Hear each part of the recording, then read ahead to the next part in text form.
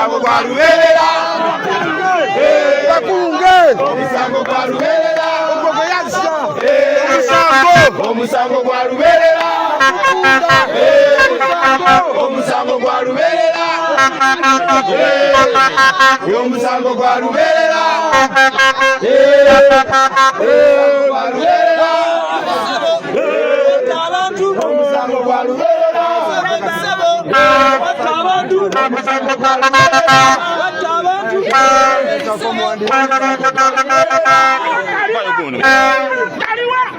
Abemukono bekozeemu omulimu batandise campaign ey'okutimba ebipande ku buli muluka.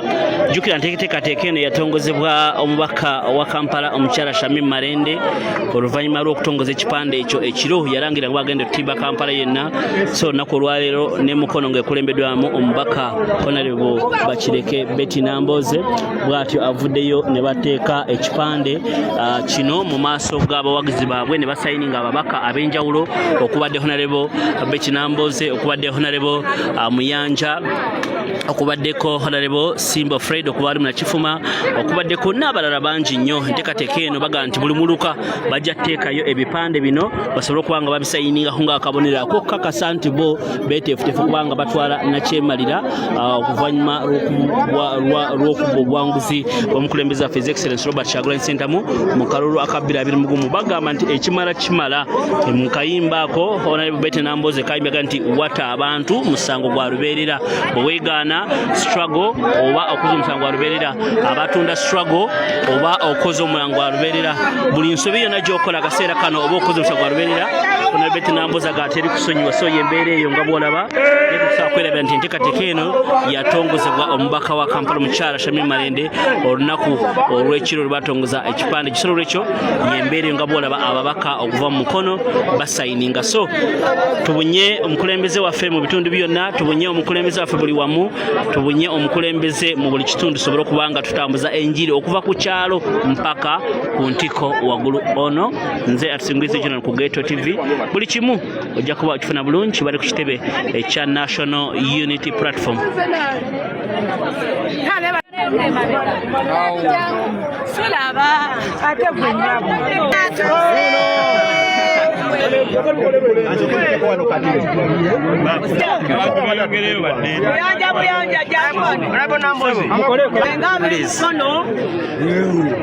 Twatandise campaign eyaffe wansi w'omulama gwa protest vote, naye ffe ne tuteekayo ewaffe mu district y'e Mukono eŋŋombe yaffe egamba nti tewali kuzikiza. Bwe twakoma luli we tukola ki? Ate ekyokubiri nti omusango gwaki? Gwa lubeerera. Omusango gwa lubeerera Museveni gwe yatukolako. Ffe ab'e Mukono mumanyi district eyaffe gye basinga okuwamba abantu mu campaign n'okubabuzaawo. Abantu baffe abo be baatwala omusango ogwo gwe batukolako gwaki? Gwa lubeerera. Era ne tulayira nti okufa n'obutanyagwa okusooka kwa byonna ffe ekisooka tuvunaanyizibwako kuleeta wano Mukono ejjudde nga pulezidenti waffe awangudde obululu 9-10 nga oba 9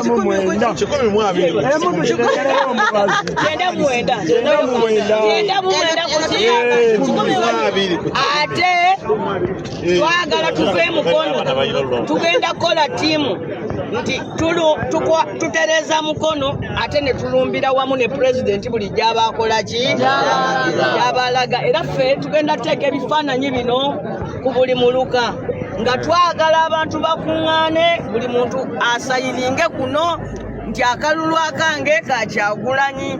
Era nze olwaleero nzize wano nga ab'e Mukono bantumye nze nina okusooka okusayininga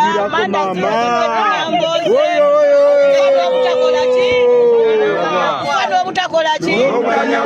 Museveni omusango gwe yazza gwaki? Agitaddeko agiguddewo maama oyo Amanda mdogo namba 1 ate ndasigwa giina ebifaine bikumite Laini erigumite boy.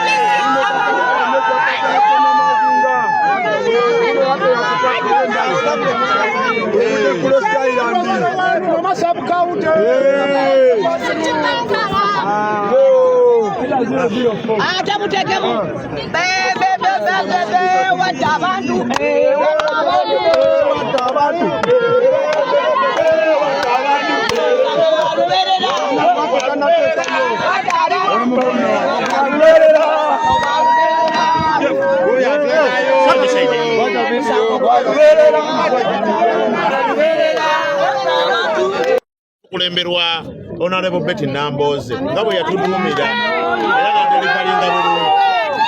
Ekitulese wano kwe kwongera okukakasa pulezidenti waffe ne bannakibiina bonna nti era tukyali bumu mu struggle eno ey'okwagala okununula eggwanga lyonna.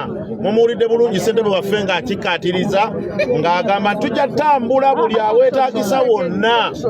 Bwe tulaba nga tuweereddwa omukisa tutambula buli aweetaagisa wonna olw'okulaba nti tununula eggwanga lyaffe lyonna Uganda. Olunaku olwaleero tuzze nga tuwerekeddeko muganda waffe Mwami Ssenyonga ono Honorable Muyanja Ssenyonga nga ffe tulowooza nti bw'akwata ku ky'obwa gavana ajja tukola bulungi. Bassebo ne bannyabo